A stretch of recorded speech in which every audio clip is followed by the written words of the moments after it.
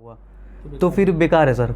आप लास्ट में 3 क्वेश्चन अगर हर पेपर में छोड़ के आते हैं तो आप सिलेक्शन से ऐसे ही बाहर हो गए। किस तरह से ऐसे में सर्वाधिक नंबर मिल सकता है या किस तरह से आपको हिंदी में सर्वाधिक नंबर मिल सकता है? 3 घंटे का पेपर होता है, 20 क्वेश्चन अटेम्प्ट करने होते हैं, लगभग 3,500 वर्ड आपको लिखने होते हैं। मित्रों नमस्कार, लक्ष्य जीएस क्रैकर और लक्ष्य आईएएस चैनल में सारे मित्रों का बहुत बहुत स्वागत है। जैसा कि आपको पता है कि आज का जो सेशन है वो पीसीएस मेंस के एग्जाम को लेकर के है और आरओ के मेंस को एग्जाम को लेकर के है। वैसे अभी प्री आपका लगा हुआ है तो हम लोग प्री पे भी पूरा फोकस करेंगे इस चर्चा में कि प्री एग्जाम की रणनीति क्या होनी चाहिए और मेंस में भी आपको कैसे आपको लिखना है, किस तरह से ऐसे में सर्वाधिक नंबर मिल सकता है या किस तरह से आपको हिंदी में सर्वाधिक नंबर मिल सकता है, हम आज चर्चा करेंगे। और हमारे बीच आज हम आपको ऐसे शख्स से मिलाने वाले हैं कि उन्होंने यूपीएससी का 4 बार एग्जाम दिया है, जिसमें 3 एग्जाम्स उन्होंने मेंस भी दिया है और इंटरव्यू भी फेस किया है। बहुत अच्छे नंबर थे। हम ये देखेंगे, उनसे पूछने की, जानने की कोशिश करेंगे कि कैसे उनका जो है ये जर्नी रही है और किस तरीके से जो उनके सब्जेक्ट है, मैं भी आप में यहाँ पर हम आपको नंबर भी दिखाएंगे कि उनको हर साल में कितना कितना नंबर मिला हुआ है और इन नंबर्स को और इंक्रीज कैसे कर सकते हैं या इन नंबर्स में क्या कमी रह गई है जिसमें कम नंबर आया है, तो वो सारी चीजें चर्चा करेंगे। आइए हम मिलाते हैं अपने स्टूडियो में उपस्थित आज हमारे गेस्ट के रूप में आए हुए विकास सर से। स्वागत है कि हाँ आप हमारे स्टूडियो में आए और हम आज अपने उन स्टूडेंट के लिए आपसे हम चाहेंगे कि आप कुछ ऐसी सलाहें दें, कुछ ऐसे उनको मंत्र दें, कुछ ऐसी चीज बताएं कि जो आपने किया है। मैं कुछ आपके वीडियोस में यहाँ पर कैप्चर की। तो विकास सर स्वागत है। तो मैं चाहूंगा कि पहले उसको मैं दिखाना चाहूँ कि आप थोड़ा सा देख लीजिए। आपका इंटरव्यू था, आप लोक सेवा आयोग से जब निकले थे तो ये जो है आप इंटरव्यू आपका हुआ था यहाँ पर। तो हाँ, लोगों ने आपको घेर लिया था कि भाई हमारे जो है जो भावी पीसीएस अधिकारी हैं यहाँ से निकल रहे हैं सारे लोग, तो सारे लोगों का आपका जो है इंटरव्यू हुआ था। और इस तरह से ये आपका ही फोटो है ना? जी सर, आप ही का इंटरव्यू था सर। ये पहले दिन था मेरा इंटरव्यू और पहले मीटिंग भी था इंटरव्यू। अच्छा, पहले मीटिंग का कैमरामैन वहाँ पे ज्यादा रिपोर्टिंग करने के लिए आए हुए थे क्योंकि पहले दिन और पहले मीटिंग ही था। ओके। तो हम लोग जो है देखेंगे कि आज जो है कि हम चाहेंगे कि आप हमारे जो स्टूडेंट हैं उनको भी आपसे बहुत प्रेरणा मिलेगी और आप उनको भी कुछ ऐसा मंत्र दे पाएंगे कि बहुत से ऐसे स्टूडेंट हैं हमारे साथ भी लाइव जुड़ते हैं या हमारे साथ ऑफलाइन कोचिंग में भी हैं, ढेर सारे स्टूडेंट हैं। तो वो मेंस की स्ट्रेटजी क्या थी और कैसे उन्होंने कैसे आपने जो है बनाई है और किस तरह से आपके नंबर आए हैं।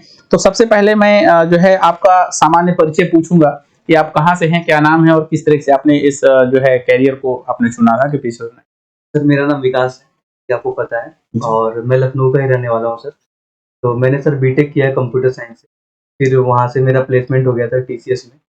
4 इयर्स की मेरी जॉब रही है टीसीएस पुणे। उसके बाद सर उसी दौरान मतलब मुझे ख्याल आया, मतलब जैसा लग रहा था कि मुझे कुछ और करना चाहिए। तो उसी दौरान मैंने फिर सिविल की तरफ मेरा झुकाव बढ़ा और फिर मैं प्रिपरेशन करने आ गया था। ओके, तो मैंने जहां तक देखा था, मैं एक आपको पिक्चर और दिखाऊंगा कि आपका ये रिजल्ट है और जिसमें बहुत अच्छा रिजल्ट रहा है। आपके प्री में बहुत अच्छे नंबर रहे हैं। ये रिजल्ट है जिसमें जो है 142 हाँ, ये इसमें 142 नंबर आपको मिला था और ये रिजल्ट 2018 का है। उसके बाद में फिर ये रिजल्ट आपका 2019 का है। इसमें 130 नंबर आपको मिला था जीएस में, क्योंकि सीसैट पास मार्किंग होता है तो जीएस ही सबसे मेन फोकस होता है। 2021 का जो रिजल्ट था इसमें 118 नंबर मिला था और इधर ये वाला जो है 2022 का है जिसमें आपको 123 नंबर मिला था। तो 123 हो गया और इधर जो है 142 हो गया, इधर 130 हो गया। ये काफी अच्छा नंबर होता है प्री में, क्योंकि प्री की स्ट्रेटजी आपको पता है कि प्री में कुछ पता नहीं होता है कौन सा क्वेश्चन कहाँ से आए, कौन सा पॉइंट कहाँ से जो है फैक्ट निकलेगा।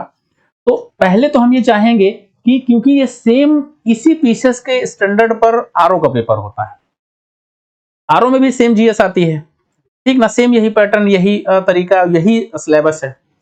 तो पहली बात तो हम पूछेंगे कि ये जो प्री का आपका बहुत अच्छा नंबर हर बार आया हुआ है, इसकी आपने कैसे रणनीति बनाई थी? सर देखिए, प्रीलिम्स सबसे इम्पॉर्टेंट फेज है मेरा जहाँ तक मानना है, क्योंकि आपका आंसर राइटिंग कितना भी अच्छा हो, अगर आप प्री क्वालिफाई नहीं कर पाए तो फिर सब बेकार हो जाता है सर। तो सबसे पहले तो मेरा मानना है सर कि जैसे जो नए बच्चे हैं और या जो लोग पहले से दे रहे हैं और जिनका नहीं हो रहा है, उनके लिए ये ज़रूरी है कि सबसे पहले अपना बेस तैयार करें। जैसे हम क्या करते हैं आजकल सर, देखिए घटना चक्र का नाम सब जानते हैं, तो हम सीधे कूद जाते हैं कि हम क्वेश्चन आंसर करेंगे। हाँ। तो उसमें क्या होता है सर कि माइंडसेट वो आपको लॉजिक से वो सारी चीज़ें आपको याद करनी पड़ जाती है। अब 28,000 क्वेश्चन सर आज के समय में याद करना बहुत मुश्किल है। कितना एक ह्यूज टास्क हो जाएगा।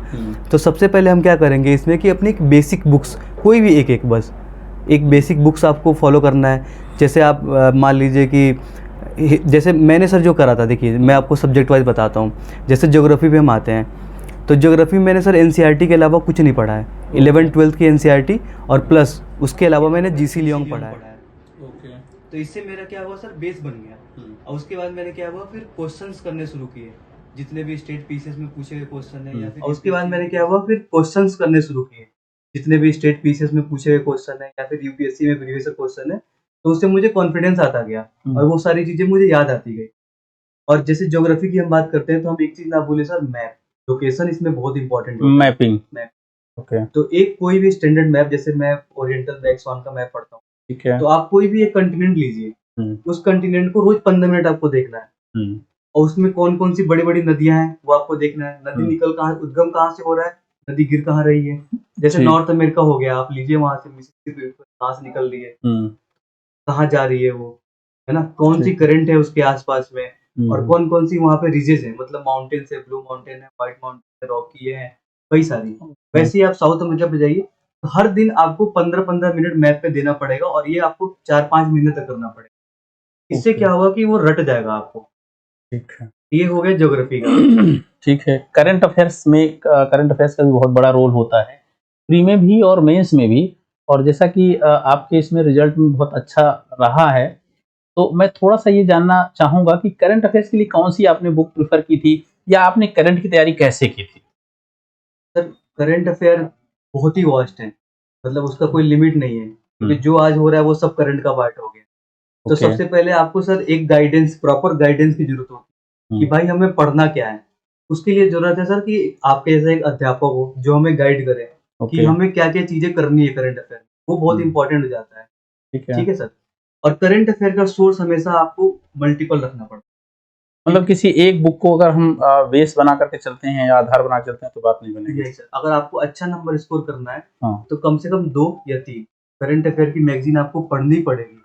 ओके। क्योंकि इसका देखिए, आप पुराने बच्चों से एज कहाँ ले सकते हैं करंट अफेयर में, क्योंकि उनको तो पहले का सब याद है, हिस्ट्री, ज्योग्राफी, पॉलिटी सब याद है उनको। तो आप उनको उनसे एज कहाँ लेंगे करंट अफेयर में। करंट अफेयर में। तो करंट क्या है कि सर बहुत 35 क्वेश्चन आता है, 30 से 35 के राउंड पर।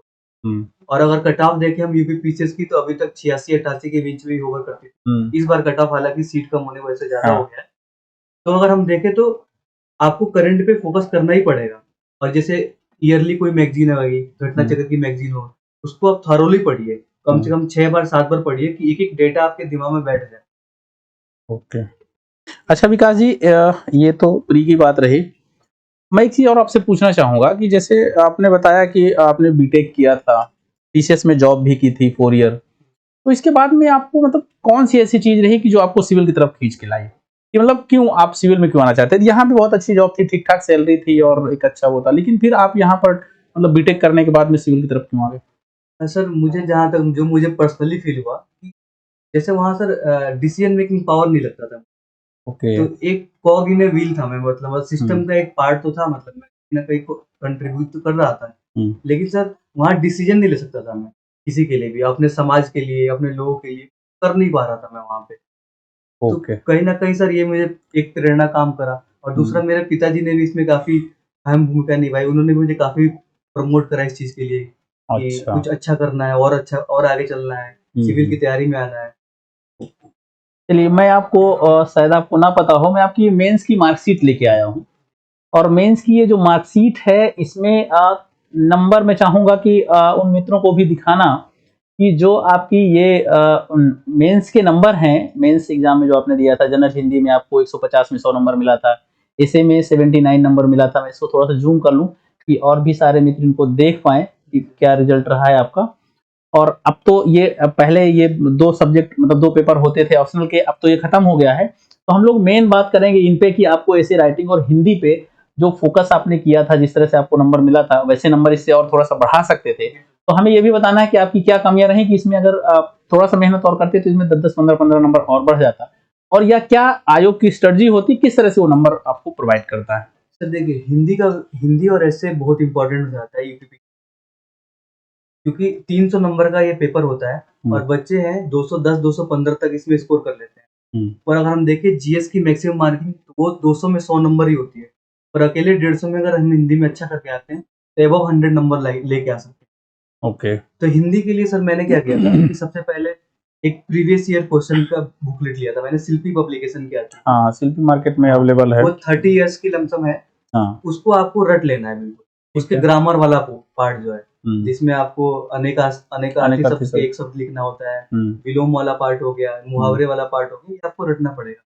फिर इसके अलावा सर मैंने क्या किया था, एस कुमार सर की एक किताब आती है, हाँ, वो भी हिंदी की आती है। तो उससे मैंने जो ये आपका गद्य पद्य वाला पार्ट है या फिर क्वेश्चन आंसर, मैंने उसको थॉरोली ठीक से पढ़ के, और उनकी वीडियोस भी आती है, उसको फॉलो किया था और उसी हिसाब से उसको लिखा था। इसलिए हिंदी में मेरा नंबर ये अच्छा आया सर, ठीक ठाक। और मेन इसमें है सर ग्रामर वाला पार्ट, क्योंकि ग्रामर में 50 नंबर का लमसम ग्रामर है, तो आप जितने सही कर देते हैं उतने नंबर आपको मिल जाता है। ओके। बहुत से बच्चों को प्रॉब्लम होती है लेटर ड्राफ्टिंग में, तो ये हिंदी वाले पार्ट में ही लेटर ड्राफ्टिंग भी आता है। लेटर ड्राफ्टिंग की तैयारी आपने कैसे की थी, मतलब कैसे ये स्टैंडर्ड माना जाए कि यूपीएससी कौन से स्टैंडर्ड को मानता है, कौन सी बुक को फॉलो करा जाए कि वो उस फॉर्मेट को सही माने? ये सर बहुत दिक्कत है आज के समय में, क्योंकि कई सारी किताबों में फॉर्मेटिंग गलत दी हुई है और वो पुरानी भी है, अपडेटेड नहीं है। तो इस वजह से एक आपको स्टैंडर्ड बुक लेना पड़ेगा, जैसे एस कुमार सर की बुक है, वो बिल्कुल स्टैंडर्ड बुक है और उसमें मॉडल जो है मॉडल ड्राफ्टिंग करी गई है वहां पे, आप उसको फॉलो कर सकते हैं, उसको क्रमशः रट सकते हैं कि पहले सेवा में कहाँ आएगा, महोदय कहाँ आएगा, है ना सर। तो वो रटने से ज्यादा फायदा है कि उसकी प्रैक्टिस करने से ज्यादा? सर पहले आपको याद करना पड़ेगा, ठीक है, उसके बाद से आप खुद उसको प्रैक्टिस करेंगे, मतलब लिख करके प्रैक्टिस करेंगे तो तभी। एक रजिस्टर भर दिया था लिख ड्राफ्टिंग पहले करी थी, उसके बाद से फिर उसमें जो प्रीवियस ईयर क्वेश्चन में जितने लेटर पूछा गया उसके बारे में लिखा था। तो लमसम ऐसे हिंदी के पेपर के पहले एक रजिस्टर मेरा फुल हो गया था प्रैक्टिस से। अभी पीसीएस मेंस का एग्जाम लगा हुआ है 26 सितंबर से 29 सितंबर के बीच में, तो जो अभी हमारे साथी हैं जो मेंस देने जा रहे हैं या मेंस की तैयारी में लगे हुए हैं, क्योंकि ये 2-3 महीने का टाइम जो होता है बहुत क्रूशियल टाइम होता है, बहुत ही चैलेंजिंग होता है। उस समय पर सारा मैटर कलेक्ट करना, उसके प्रैक्टिस करना, उसकी और प्रैक्टिस के बाद में फिर वहां जाकर के बहुत अच्छा आउटपुट देना, मतलब बहुत अच्छा आंसर राइटिंग करना।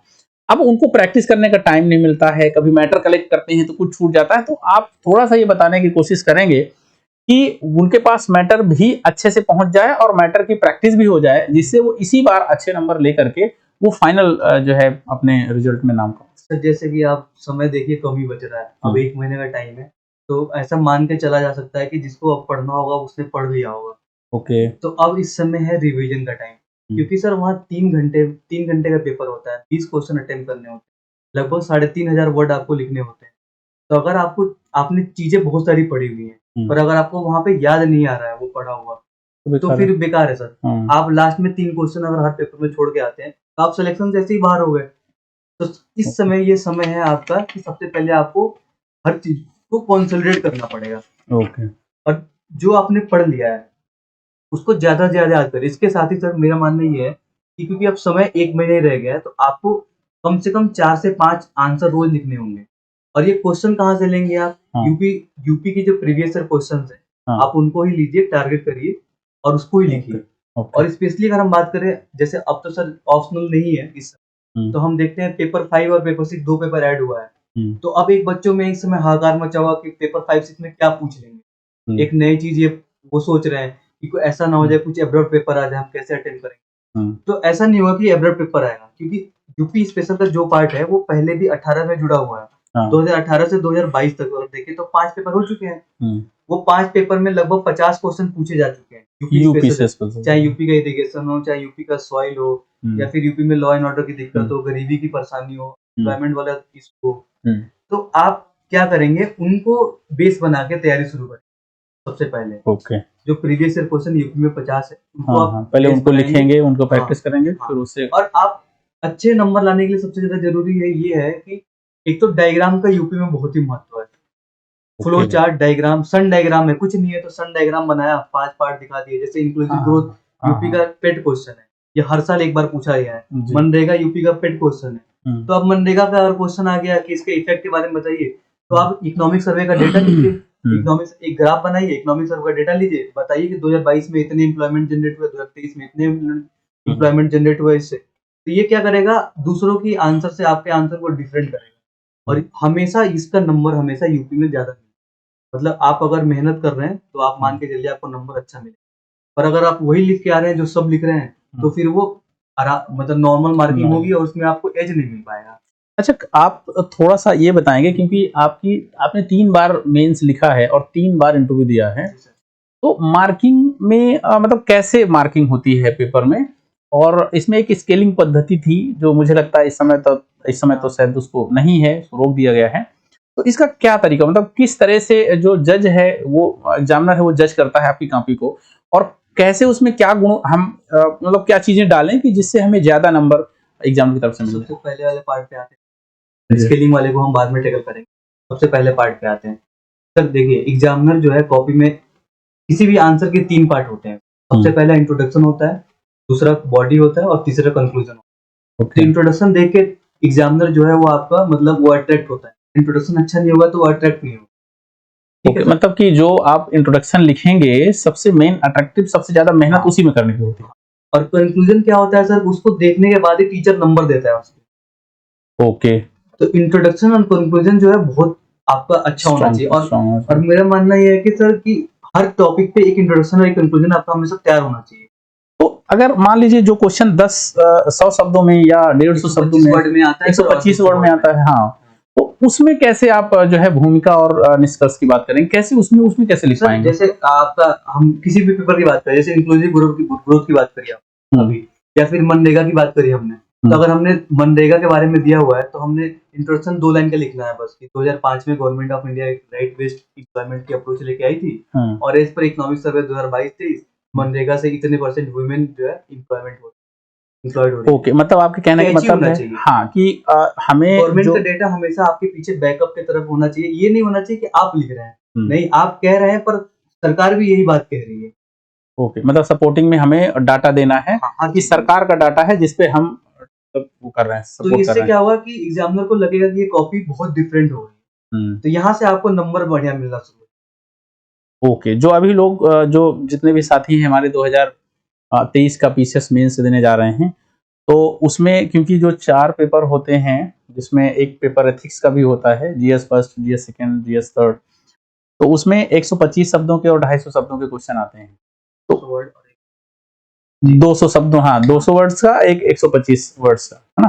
तो इसमें आप उनको मतलब क्या बताना चाहेंगे कि जिसमें कि ये सारे के सारे, क्या इसमें ऐसे भी होता है कि अगर हम कोई क्वेश्चन छोड़ देते हैं तो इसका बहुत बड़ा नुकसान होता है? बिल्कुल सर, आप अगर से किसी कोई आंसर आप नहीं लिखते हैं तो अगर आपने 8 नंबर का क्वेश्चन छोड़ा तो आप दूसरे से तो 8 नंबर पीछे हो गए ना, पीछे हो गए। और 12 नंबर का छोड़ा तो 12 में से आपको 7-8 भी कुछ तो मिलेगा, टीचर देगा, तो आप 8 नंबर पीछे हो गए। और यहाँ sir cut throat competition, question छोड़ना तो ऑप्शन ही नहीं है, मतलब सारे करने हैं और सब में क्वालिटी भी डालनी है। और ये क्वालिटी तब आएगी जब आपके पास पीछे से बैकअप डेटा अच्छा होगा।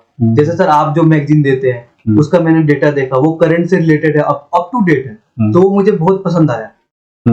अच्छा, चलिए, अब आपने हमारी बात कर दी है तो हम कुछ बातें अपनी भी कर लेते हैं, क्योंकि जब आपने मेंस लिखा था कुछ मटेरियल आपने हमसे भी लिया था, और जो मटेरियल हमारी तरफ से लगातार मिला, जो सहयोग मिला यहाँ से, उसके बारे में भी हम जानना चाहेंगे कि जो आपको इधर से मटेरियल मिला था लक्ष्य आईएएस की तरफ से, उसका आपकी तैयारी या आपके इस रिजल्ट में क्या योगदान रहा? सर सबसे पहले तो मतलब आपने जो मटेरियल मुझे प्रोवाइड किया था और जो पर्सनल गाइडेंस दिया, मेरा एफर्ट बहुत कम हो गया था। अब वो सारी चीजें मुझे इंटरनेट पे हर टॉपिक में ढूंढना पड़ता, वो आपने मुझे एक कंक्लूजन एक साथ कर दिया, बना बनाया मुझे मिल गया। अब मुझे क्या करना था, उसे अपने आंसर में डालना था। जो मेरे हैंडमेड नोट्स हैं जो मैंने आपको भी सर दिया है, आप उसको देखिएगा, उसमें मैंने आपका डेटा कॉपी पेस्ट किया है, जो कहती वहां से उतार दिया मैंने वहां पे।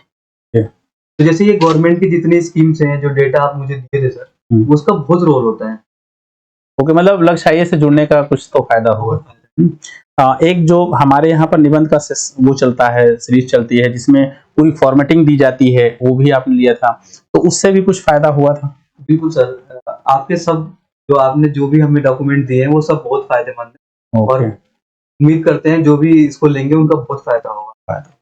चलिए, हम ये लास्ट में भी आपसे ये पूछना चाहेंगे विकास जी कि अभी जर्नी तो क्योंकि आप यूपीएससी दे रहे हैं, लगातार यूपीएससी में भी आप मेंस और इंटरव्यू तक जा रहे हैं, और हम ईश्वर से कामना करते हैं कि बहुत जल्द आपको फाइनल जो है टॉप रैंक में आईएएस बना करके आपको बुलाए। तो फिर हम आपका दूसरा इंटरव्यू आईएएस के रूप में कराना चाहेंगे।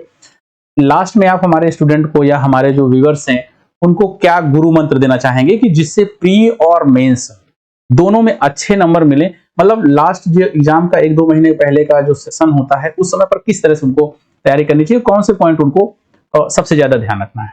तो सबसे पहले तो अगर जैसे एग्जाम में 1 महीने का टाइम है तो मुझे लगता है कि कॉस्ट बेनिफिट देखना चाहिए कि कहाँ पे हम इस समय मेहनत करें कि उसका वेटेज हमें मार्क्स ज्यादा मिले। तो सर मेरा मानना है जो लोग जो पीसीएस 23 दे रहे हैं उनके लिए स्पेशली कि एथिक्स का पेपर 4 वो जरूर फोकस करें अच्छे से, और उसके लिए एक एग्जाम्पल तैयार कर ले हर टॉपिक पे, अकाउंटेबिलिटी, गवर्नेंस, हर टॉपिक पे आप एक एग्जाम्पल तैयार करें सरकारी।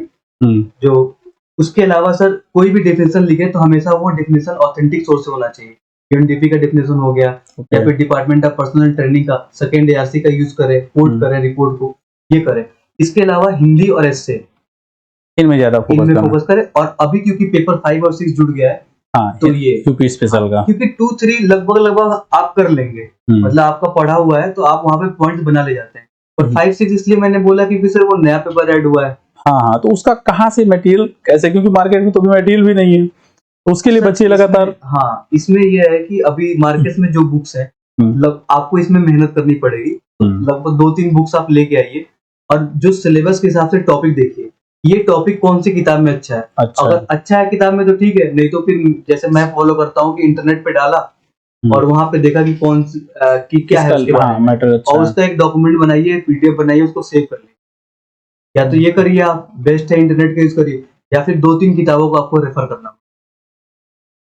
ओके, बस एक लास्ट क्वेश्चन आपसे कि आपने ये पढ़ने का जो सिलसिला है शुरू किया, लगातार आपने मेंस दिया, इंटरव्यू दिया, तो जो आपका वो था, टाइम टेबल था, या कुछ ऐसा कुछ आपने बनाया था क्या कि जिससे आपके सारे के सारे सब्जेक्ट अच्छे से होते गए और बहुत अच्छे से आपने सारा कुछ रिवीजन कर लिया, सारे सब्जेक्ट के सारे टॉपिक्स, ऐसा कुछ था क्या टाइम टेबल? कंसिस्टेंसी एक मुझे लगता है, मतलब कि कुछ भी नहीं पढ़े तो भी 4-6 घंटे की पढ़ाई रोज होनी चाहिए। ओके, तो कंसिस्टेंसी अगर रहेगी तो आपका सिलेबस भी कंप्लीट होगा टाइम से, आपको कॉन्फिडेंस भी आएगा।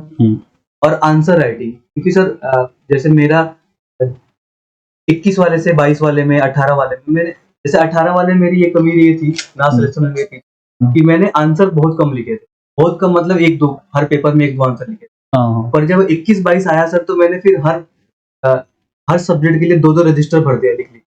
और फिर जब मैं एग्जाम में देने जाता था तो उन्हीं रजिस्टर को रिवाइज करता था। ये रिजल्ट 2018 का आप ही का है? 2018। लेकिन इसमें हम देख पा रहे हैं इसमें नंबर आपके अच्छे आए हैं। आपका 2018 का मेंस था ये, लेकिन यहाँ पर फर्स्ट पेपर में 115 नंबर आया है, लेकिन और अगले जो पेपर आपने उसके बाद दिया उसमें मार्किंग सर हर साल क्या होता है ना, मार्किंग टफ होती जाती है। तो अगर आपने इस बार अच्छा किया 115 आया, इसका मतलब लेने बार भी अच्छा आएगा। अच्छा, मतलब कि जो अगली बार आपका जो रिजल्ट था उसमें मार्किंग जो हुई है वो अलग तरीके से, जैसे इसमें मैं देख पा रहा हूँ कि इसमें जीएस में आपके थोड़े से कम नंबर हुए हैं, 2021 में भी आपका कम नंबर हुआ है, और इधर जो है 2022 में भी थोड़ा सा कम हुआ है। जैसे 22 में अगर हम देखें तो एसए के पेपर में थोड़ी एवरेज मार्किंग हुई है। अब वो टीचर क्या ढूंढ रहे थे जो बच्चे प्रोवाइड नहीं कर रहे, क्योंकि ये एक क्रॉस सबका नंबर गिरा है। ओके, तो बहुत कुछ टीचर के मूड पे हुआ कर रहा है कैसे नंबर मिलेंगे, तो इसलिए आपको हर पेपर में बराबर मेहनत करना पड़ेगा। ओके, चलिए विकास जी, बहुत आपने कीमती समय दिया और बहुत कीमती बातें बताई हैं हमारे व्यूअर्स को, हमारे स्टूडेंट को। और जाहिर बात है जो अभी पीसीएस देने जा रहे हैं मेंस का, या आरओ का प्री देने जा रहे हैं, या अभी जो है एपीएस का भी प्री लगेगा, और आगे जो पीसीएस प्री होगा उनको मुझे लगता है कि बहुत अच्छा फायदा होगा इससे, है ना। तो हम आशा और उम्मीद करते हैं कि आप हमारे सेशन में आए हैं तो आपको भी जाहिर बात है कि अच्छा लगा होगा, है ना। तो फिर आपको हम ये देखना चाहते हैं कि आप यूपीएससी फाइनल करके आइए और फिर एक अच्छा सा, एक बड़ा सा इंटरव्यू आप कराएंगे, ठीक है ना। तो ठीक है, थैंक यू विकास जी।